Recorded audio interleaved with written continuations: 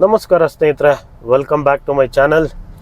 ನೋಡಿದ್ರಿ ಪ್ರೀವಿಯಸ್ ವಿಡಿಯೋಲಿ KTM adventure 390ಗೆ ಸರ್ವಿಸ್ ಮಾಡಿಸಿ ಏರ್ ಫಿಲ್ಟ್ರೆಲ್ಲ ಅಪ್ಗ್ರೇಡ್ ಮಾಡಿ ವಾಶ್ ಮಾಡಿಸಿ ಶೆಡ್ ಮಾಡಿಬಿಟ್ಟಿನಿ.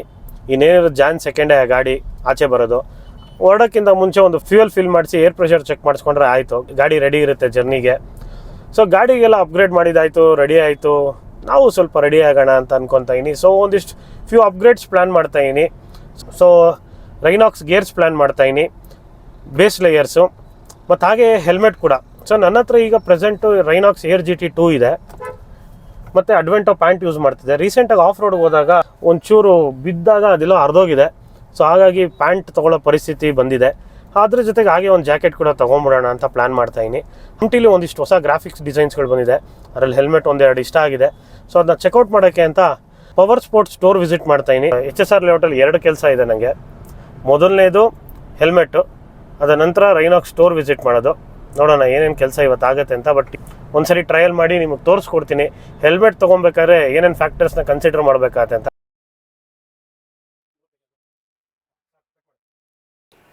ಒಳಗೆ ಹೋಗ್ತಿದ್ದಂಗೆ ಫಸ್ಟು ಆನ್ಲೈನಲ್ಲಿ ಏನು ನೋಡಿ ವಿಶ್ ಲಿಸ್ಟಲ್ಲಿ ಇಟ್ಟಿದೆ ಆ ಹೆಲ್ಮೆಟ್ಸ್ಗಳನ್ನೆಲ್ಲ ಟ್ರಯಲ್ ನೋಡಿದೆ. ಲುಕ್ ವೈಸ್ ಯಾವ್ದು ಚೆನ್ನಾಗಿ ಕಾಣಿಸುತ್ತೆ, ಯಾಕಂದರೆ ಆನ್ಲೈನಲ್ಲೇ ಬೇರೆ ಥರ ಕಾಣಿಸುತ್ತೆ ಮತ್ತು ಲೈವ್ ಆಗೇ ಬೇರೆ ಥರ ಕಾಣಿಸಿತ್ತು. ಸೊ ಹಾಗಾಗಿ ಫಸ್ಟು ಲುಕ್ಸು, ಆಮೇಲೆ ಸೈಜ್ ಬಗ್ಗೆ ಯೋಚನೆ ಮಾಡೋಣ ಅಂತ. ಫುಲ್ ಹೆಲ್ಮೆಟ್ ಕರೆಕ್ಟ್ ಸೈಜ್ ಪಿಕ್ ಮಾಡೋದಕ್ಕೆ ದೇವರು ಇದ್ದಾರೆ ನನಗೆ ಅಸಿಸ್ಟ್ ಮಾಡೋದಕ್ಕೆ. ಸೊ ಈಗ ಅವರು ಮುಂದೆ ಯಾವ ರೀತಿ ಪ್ರೊಸೀಜರ್ ಅಂತ ಹೇಳ್ತಾರೆ.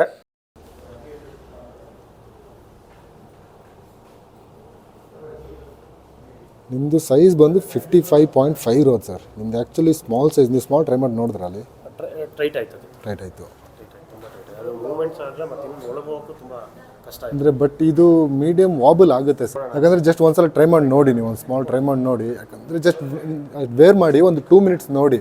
ನಿಮ್ಗೆ ಇನ್ ಕೇಸ್ ಈ ಫೋರ್ ಹೆಡಲ್ಲಿ ಪ್ರೆಷರ್ ಬರ್ತಾ ಇದ್ರೆ ಸರ್, ಆ ಕೇಸಲ್ಲಿ ಮೀಡಿಯಮ್ ಜಂಪ್ ಆಗಿ. ನಿಮ್ದು ಓನ್ಲಿ ಪ್ರೆಷರ್ ಪಾಯಿಂಟ್ ನಿಮಗೆ ಚೀಕ್ಸಲ್ಲಿ ಮಾತ್ರ ಇದೆಯಾ, ಆ ಕೇಸಲ್ಲಿ ನಿಮಗೆ ಇದೇ ಸಾಕು. ಅದು ಸ್ಮಾಲೇ ಫೈನ್. ಸರಿ ನೋಡಿ, ಯಾಕಂದರೆ ಸೈಜ್ ಮ್ಯಾಟ್ರ್ ಆಗುತ್ತೆ ಸರ್.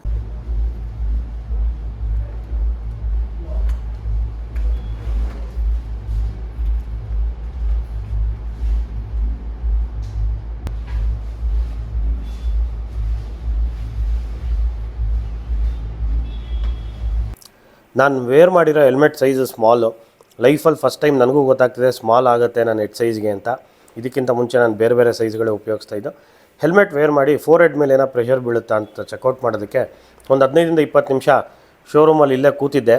ಕಂಫರ್ಟಬಲ್ ಆಗಿದೆ ಅಂತ ಕನ್ಫರ್ಮ್ ಆದಮೇಲೆ ಪರ್ಚೇಸ್ ಮಾಡೋಣ ನಾನು ಡಿಸೈಡ್ ಮಾಡಿದೆ. First the thing sir, first remove this thing and you need to keep your visor open as you wear. Okay, ಮತ್ತು ಓನ್ಲಿ ಸರ್ ಯೂನಿಟ್ಟು ನೀವು ಇದನ್ನು ಮಾತ್ರ ಇಟ್ಕೋಬೇಕಾಗುತ್ತೆ sir. Straps, just hold the straps, spread it little. Don't go, your hand should not go here or somewhere here. No, only this 2 straps. ಇದನ್ನ ಹಿಂಗೆ ಇಟ್ಕೊಂಡು ಹಿಂಗೆ spread ಮಾಡಿ sir. Movement should be like this sir, from back to front. Okay, like this way. You need to keep spreading, pull it down. So that same way, again once you remove also, spread it, take it back this way. The movement should be back to front, front to back. ಆ moment ಬರುತ್ತೆ sir ನಿಮಗೆ. ಅದಂದರೆ easy ಆಗುತ್ತೆ, ಯಾಕಂದರೆ ನಿಮ್ಮದು years fold ಆಗೋಲ್ಲ. ಒಬ್ರು ಏನು ಮಾಡ್ತಾರೆ ಅಂದರೆ ಸ್ಟ್ರೈಟ್ ಹಿಂಗೆ ಎಳ್ಕೋತಾರೆ, ಅದು ನಿಮಗೆ ಆಗೋಲ್ಲ. ಯಾಕಂದರೆ ಇದು ಪ್ಯಾಡಿಂಗ್ಸ್ ಕರ್ವ್ ಪ್ಯಾಡಿಂಗ್ ಇರೋದು. ಸೊ ಹಂಗಾಗಿ ನಿಮಗೆ ಇದರಲ್ಲಿ ಆ ಥರ ವೇರ್ ಮಾಡಬೇಕಾಗತ್ತೆ ಸರ್. ಅಂದರೆ ಪ್ಯಾಡಿಂಗ್ ಜಾಸ್ತಿ ಟೈಮ್ ಬರಬೇಕು ಅಂದರೆ ಲೈಫ್, ಅದಕ್ಕೋಸ್ಕರ ಆ ಥರ ವೇರ್ ಮಾಡಿದ್ರೆ ಬೆಟ್ರ್ ಇರುತ್ತೆ ನಿಮಗೆ. ನಿಮಗೆ ಸೈಜಿಂಗಲ್ಲಿ ಸರ್ ನಿಮ್ಗೇನಂದರೆ ಇಲ್ಲಿ ಜಾಸ್ತಿ ಗ್ಯಾಪ್ ಇರಬಾರ್ದು. ಈ ಪಾಯಿಂಟ್ಸಲ್ಲಿ ಗ್ಯಾಪ್ ಜಾಸ್ತಿ ಇದ್ದಷ್ಟು ಏನಾಗುತ್ತೆ ಅಂದರೆ ವಿಂಡ್ ನಾಯ್ಸ್ ಹೆವಿ ಇರುತ್ತೆ. Plus that is not the right size. ನಿಮಗೆ ಆ ಹೆಲ್ಮೆಟ್ ಹಾಕ್ಕೊಂಡು ಸರ್ ಜಸ್ಟ್ ಇದೊಂದು ಚೆಕ್ ಮಾಡಿ ನೋಡಿ. ಈ ಥರ ಹೇಳಿದಾಗ ಈ ಥರ ಫುಲ್ ಬರಬಾರ್ದು. ನನಗೆ ಇದು ಲೂಸ್ ಸೈಜು ಏನಾಗ್ತಾಯಿದೆ, ನಂದು ಬಂದು ವ್ಯೂ ಪೋರ್ಟ್ ನಂದು ಐ ಮೇಲೆ ಕೂತಿದೆ, ಬ್ರೌನ್ ಇದ್ರ ಮೇಲೆ ಫುಲ್ ಕೆಳಗಡೆ ಇದೆ. ಪ್ಲಸ್ ಇಲ್ಲಾಂದರೆ ಸಿಂಪಲಾಗಿ ಚೆಕ್ ಮಾಡಬೇಕಂದ್ರೆ ಜಸ್ಟ್ ಈ ಥರ ಒಂದು ಇದು ಮಾಡಿ ಚೆಕ್ ಮಾಡ್ಕೋಬೋದು ನಿಮಗೆ. ಅಂದರೆ ಎಕ್ಸಾಕ್ಟ್ ಕ್ರ್ಯಾಂಪ್ ಆಗಿ ನಿಮಗೆ ಚೀಕ್ಸ್ನ ಕರೆಕ್ಟಾಗಿ ಇಟ್ಕೊಂಡಿರಬೇಕು. ಅಂದರೆ ವಾಬಲ್ ಆಗಬಾರ್ದು ಹೆಲ್ಮೆಟ್ಸು. ಓಕೆನಾ, ಈ ಥರ ನೋಡಿ. ಇದು ನನಗೆ ಲೂಸ್ ಸೈಜ್, ಆ್ಯಕ್ಚುಲಿ ಇದು ಲಾರ್ಜ್, ಇದು ಮೀಡಿಯಮ್ ಇರಲಿಲ್ಲ.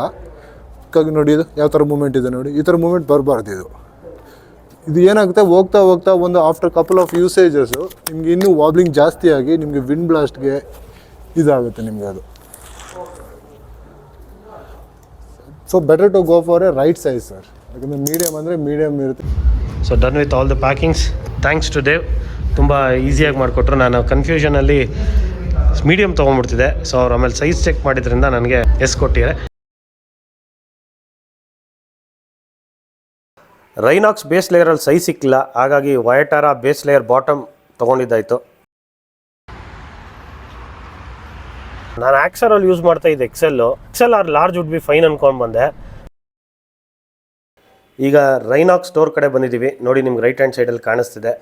ಒಳಗೆ ಹೋಗಿ Rynox stealth evo grey try ಮಾಡೋಣ ಅಂತಿದ್ದೀನಿ. ನನ್ನ ಹತ್ರ ಇರೋದು ಆಲ್ರೆಡಿ ಎಲ್ಲ ಬ್ಲ್ಯಾಕ್ ಕಲರ್ ಇದೆ. For a change grey try ಮಾಡೋಣ ಅಂತೀವಿ. ಸರಿ ನೋಡಿ, Rynox stealth evo 3 grey colour jacket.